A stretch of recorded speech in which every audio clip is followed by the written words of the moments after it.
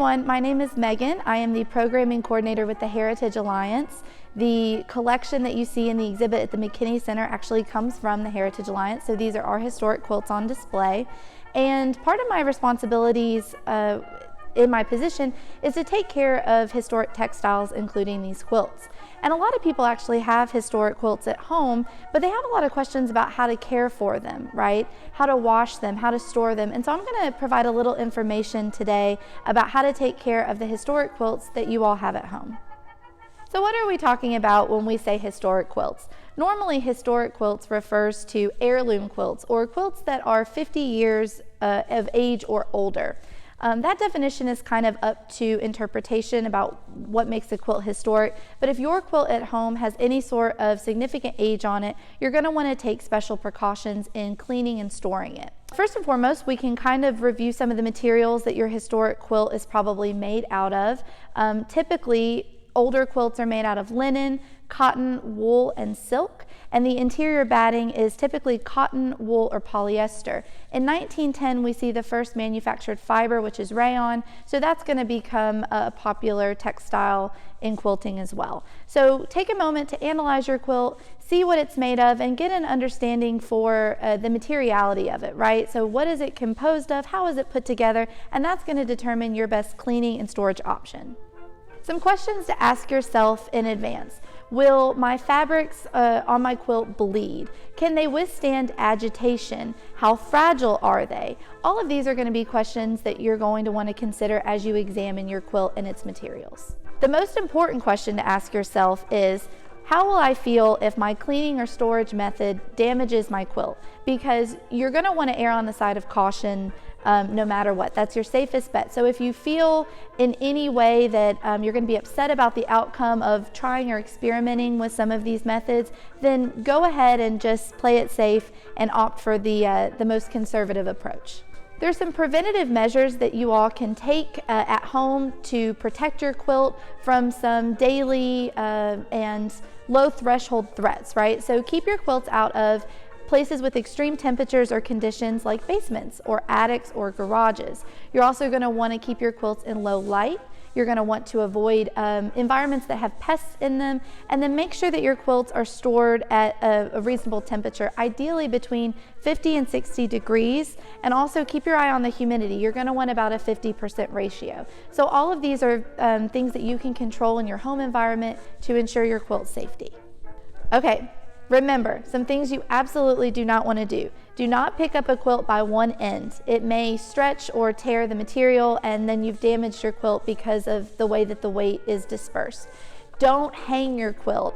I know that in movies it shows all of the quilts on the line or over a banister. Don't do it. It causes tension, some stretching, and some potential tearing. So those are some things to avoid. Always, with your historic quilts, avoid direct sunlight.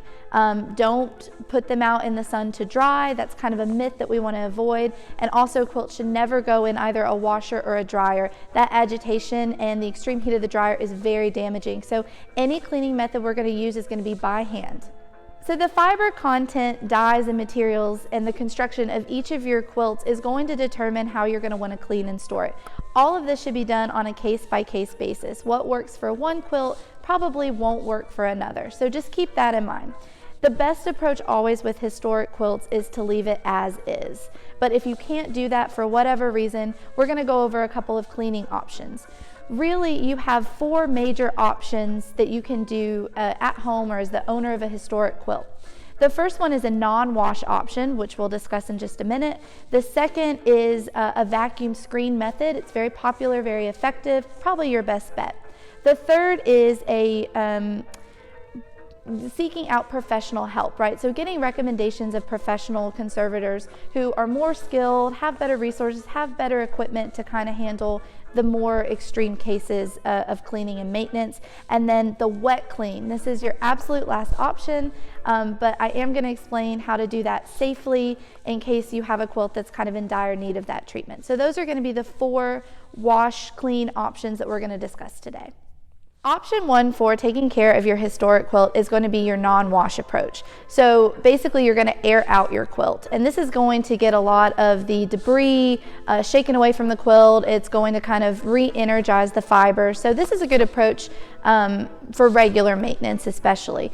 But what you're going to do is take a plastic sheet, put it on the floor inside or the ground outside in a shaded spot, put a clean white sheet on top of that, and then you're going to lay your quilt flat. Make sure that there are no folds or creases, but just lay it out flat. Do not beat your quilts, do not hang your quilts, and avoid direct sunlight. So basically a shaded area, a cooler area is great.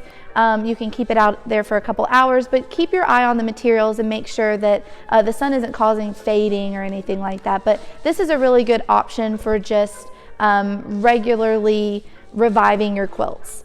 So the second cleaning method, called the all-over clean, is the one that I would recommend for most historic quilts. Again, this is at your discretion, but it's one of the most popular cleaning techniques, and it involves a vacuum and screen. So what you're going to do is lay your quilt out either on the floor completely flat or on a table. Make sure that there's a protective covering underneath, either a clean white sheet or a plastic sheet, and you're going to get a nylon window screen. Cut it to a reasonable size, probably 12 by 12 is fine. And make sure that you actually line the edge of that screen with some form of masking or duct tape so that you don't see any scratches from the nylon. Next, you're going to take your vacuum cleaner, and you're using the hose for this. So you're going to put it on the lowest setting, and you're going to run the vacuum cleaner hose over the top of the screen on top of the quilt. So this is going to remove a lot of the debris and do a good job of cleaning the quilt without getting it wet or threatening the integrity of the materials. Some people actually like to put a form of protective covering over the hose itself. You can do this with a rubber band. Pantyhose works, another form of mesh netting. So that's an extra precaution that you can take. When you move the screen, because you're going to go section by section, don't slide it. Make sure that you actually pick it up and place it onto the new section. But you're going to continue that for the front and back. Experts recommend that this should be done at least once a year, so this is an annual cleaning method that will keep your quilt in tip-top shape. So even though the all-over clean method with the vacuum and screen is one of the most popular, it's important to recognize that it's not for all quilts. So if your fabrics are incredibly fragile to the touch, this isn't going to be a good method for you. But for normally fragile fabrics, it's fine. It's also a good method if you have a quilt that contains dyes or ink signatures that are not color fast, if you have a glazed finish on your quilt. So if you have any of these materials, the all-over clean method should be fine, but just use your best judgment. If it's really, really fragile, just avoid that screen method. Option 3 in terms of cleaning historic quilts doesn't actually involve you doing anything at all other than picking up the phone. For super valuable or fragile or difficult or old quilts, you're going to want to use professional help. There are textile or conservation services that can assist you with this. A list is available online. It's also included in the handout that we provided for today's talk. And if you have any questions about who you should call or some recommended resources, contact the Heritage Alliance and we'll be happy to send you in the right direction. But there's a ton of people out there who are experts and know what they're doing, and sometimes you need to call in the pros to make sure the job gets done right. Okay, option 4 for cleaning your historic quilt is wet cleaning. This is the riskiest option, so this really should be your last resort. And again, you're going to want to ask yourself, is it worth it for me to clean the quilt? Sometimes it's necessary to get grease or food or other stains out of the quilt that may attract pests, but otherwise you may just want to leave it alone. If you do decide to move forward with wet cleaning, it's important to realize that there are 2 options with this. The first is a water-only soak, and then the second is a detergent soak. So we're going to cover both of those things. It's important to keep in mind too that you really need to make sure that your resources are reliable if you're researching how to care for or clean a historic quilt. For instance, if you Google, how do I clean a historic quilt, several of the first internet search results say it's fine to put in a washing machine, which it's not. I would bet money that this quilt behind us had actually been at some point washed inappropriately. So please make sure that you're referring to expert resources and deferring to the judgment of experts. So before you wet clean, it's important to realize the difference between wet cleaning and washing. So when we say wet cleaning, that is done by hand instead of with the machine. And The difference between washing and wet cleaning is that washing has some sort of agitation to it, whereas wet cleaning does not. So those are the differences between those two. Wet cleaning removes these acid byproducts in cotton and linen. So those are the quilts that are most eligible for this type of approach, right? This isn't going to work for silks or wools, so you're going to want to avoid that, that approach for those particular quilts. Part of that is because of the actual makeup of wool and silk, but the other part is a lot of those materials are not color fast. And so you're going to see bleeding and a fading and a staining that occurs if you wet clean inappropriately. So again, knowing your fabrics is really important. And if you don't know, there are people that can help you with that. It is recommended actually that wool and silk quilts are tended to by professionals only. So if you're thinking about wet cleaning those, go ahead and scrap that idea. But if you have a cotton or linen quilt that you're considering, then we can move forward with the wet cleaning steps. First and foremost, step one with any sort of wet clean is going to be doing a color fast check. So you're going to take a few drops of water only and apply it to the different materials on the quilt, and then you're going to use a blotting technique. If there's any sort of bleeding onto the blotter, you're going to want to abandon ship and not move forward with a wet clean. Check to make sure too that your quilt doesn't have any sort of glazed fabrics, because a wet clean will remove the glaze from those fabrics as well. Do this with water first, and then if you are going to do a detergent soak, then test it with the water detergent combination and blot and see if there's any bleeding as well. So just do your due diligence to make sure that there's not going to be any color fastness issues with the wet clean. The main question that you want to ask yourself is it more important to maintain the original integrity and finish of the quilt, or is it more important to remove the soil? That needs to be the basis of you deciding whether or not to move forward with a wet clean. And if it seems like I'm trying to deter you, I might be just a little bit. But I trust your judgment with this. So if you decide to move forward with the wet clean, you're going to want to take another inventory of your quilt and try to make sure that there aren't some of those other elements that may get damaged, like inked signatures, for instance.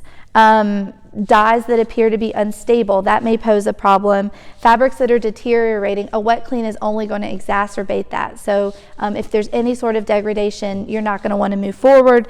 Woolen yarns are going to be an issue as well. Or if your quilt has never been washed, there's a reason. Do not be the first person to wash that quilt.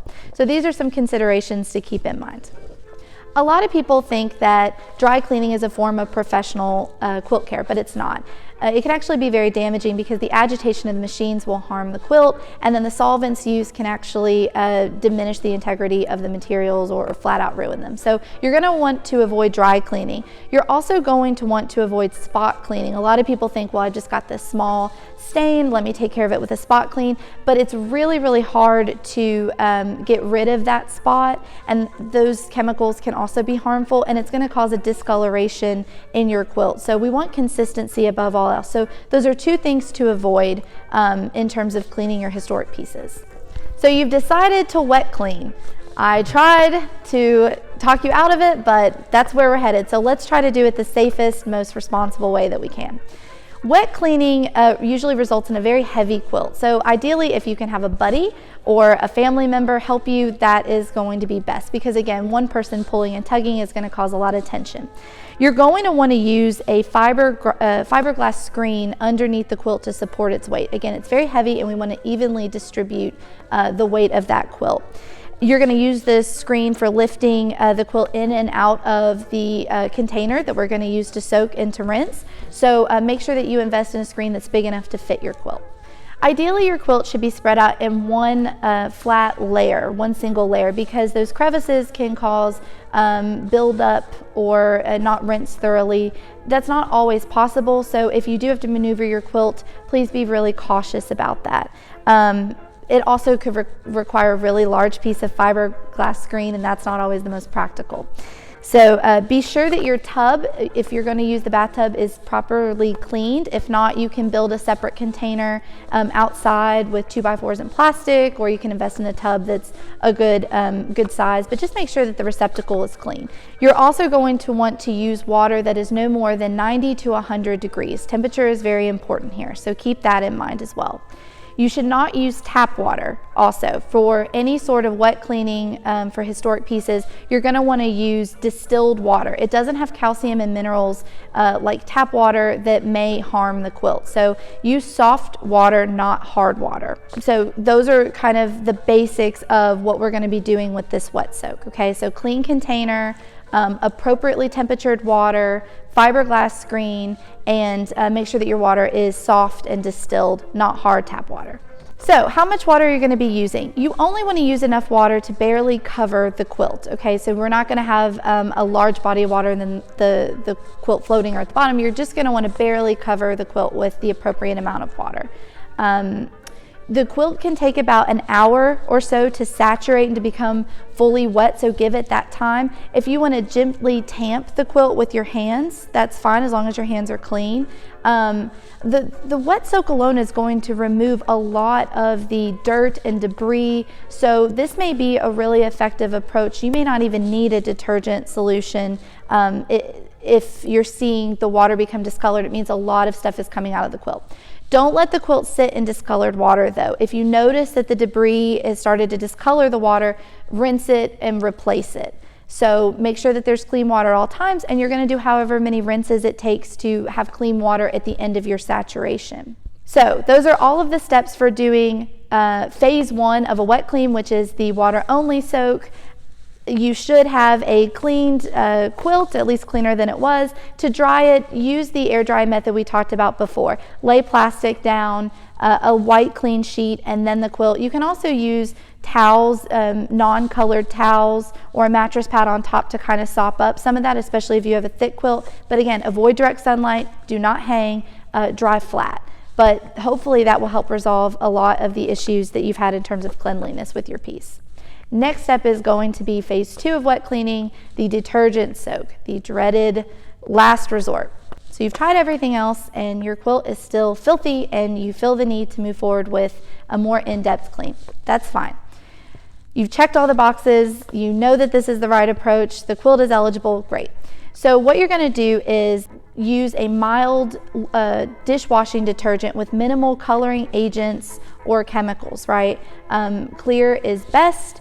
You're not going to want to ever use laundry detergents. The chemical additives are far too harsh and it's absolutely going to damage your piece. So go with a mild dishwashing liquid detergent for your solution. You're going to want to use 1 tablespoon of that dishwashing detergent for every 4 gallons of water. So a very, very small ratio. In this case, a little goes a long way. Soak your quilt in the detergent and the water for about 30 minutes. And remember, at this point, you should have already done a color fast test with the liquid detergent solution. So make sure that you do that first and foremost. This is after you've already done that and everything's okay. So let it soak for about 30 minutes and then you're going to repeat the process until the water is no longer discolored. When you replace the water, make sure that you're using that distilled soft water for each rinse. You can anticipate about 5 to 7 rinses for a normal size quilt. So that should be the range that you're shooting for. Those rinses should take about 15 minutes apiece. So this is going to be a half-day project. Make sure that you have the time and resources set aside to do this properly, because once you get started, you're going to want to complete appropriately. You can tamp down on the quilt with your fingers, or if your quilt is not too fragile and can stand it, you can use a sponge actually. A sponge can help push the water through the quilt better than a flat hand, so that is another tool that you can use for this. The final rinse of water should be absolutely free of bubbles, of detergent, of color. I mean, you're going to want really clean, clear water, and that's going to show that your quilt has been thoroughly rinsed. If you have detergent residue on a historic piece, it can cause further damage, especially when it dries. So this is why rinsing is so important. And then you're going to dry using the method that we've discussed before, which is a flat dry, plastic and a white sheet underneath, towels or mattress pad on top, several hours for it to appropriately dry out. So Make sure that you use the screen to lift the quilt right when it's wet so that it distributes the weight. This is why the buddy system is so important. Never hang the quilt. Do not pull from one end because the quilt is especially fragile when it's wet. But if you use the screen, you should be able to place it in the drying area. You can also use a fan if you like, 3 to 4 feet away. Just make sure it's not too close to the quilt, and then try to rotate it every now and then so you have even distribution. That is the wet clean procedure. Hopefully, if you follow these steps, it will go well and you'll have a beautiful, fully cleaned new quilt. If not, then I would re-examine the process and try to pinpoint where you went wrong. Was it a fabric selection? Was it a detergent selection? And so again, try to maybe plan out in advance with your checklist, with your materials, what it looks like so that you can know moving forward for your other pieces. So topic number 2 today is the storage of your historic quilts. So we're going to talk about the most ideal ways for you to store and preserve these antique pieces. A few things before we get started. There are a couple of commandments of quilt storage, so some basics that you're going to want to do and not do. So let's cover those really quickly. First and foremost, do not store your historic quilt in a plastic container or bag. Plastic is really harmful to historic materials and will cause corrosion, so we're going to opt for natural materials instead. Do not store your quilt in an area with mothballs. Obviously, this goes for any historic textile, but especially for your quilts. Do not store quilts in direct sunlight. So a lot of people have quilts on display, for instance, and with window light, the quilt receives either partial or full light. Just be mindful of the amount of direct sunlight that your quilt is receiving. It can damage and fade the materials.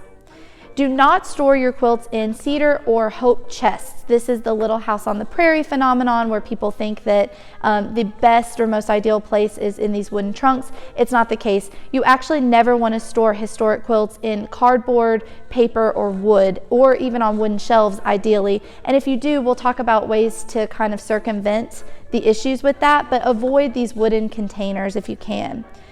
Store your quilts in a temperature secure environment, so avoid places like the basement, the attic, the garage. We want a stable environment for the quilts in terms of temperature, humidity, pest, light, etc.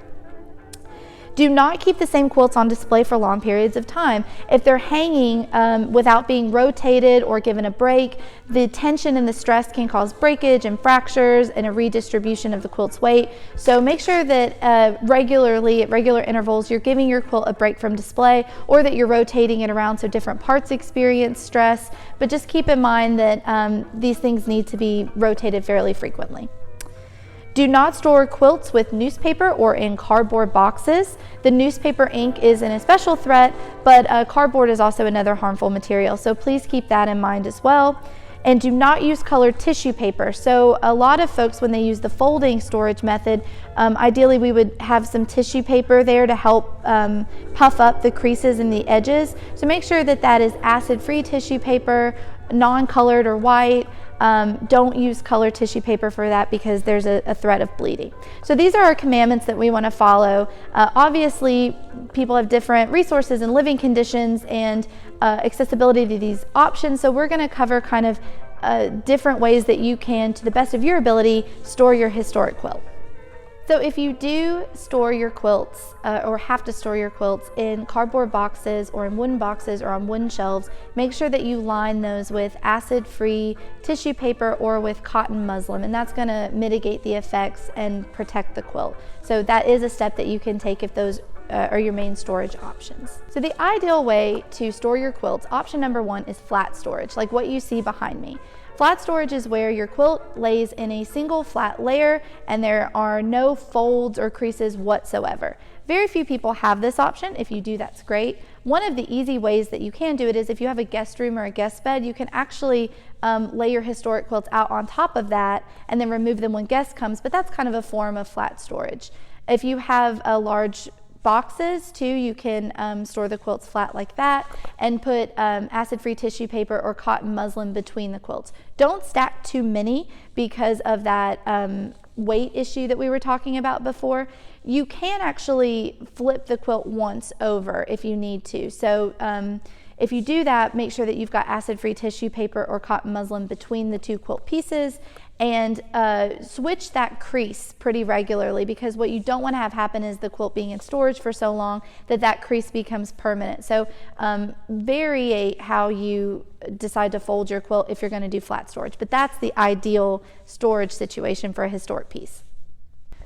One of the most common storage methods is the folded method, and this is okay for historic quilts for the most part if you do it properly, right? So the thing that we mostly want to avoid with any storage method is creases or divots, or any sort of permanent change to the landscape of the quilt. So behind me is an example of one of the quilts on exhibit at the McKinney Center that is being displayed in a folded manner, right?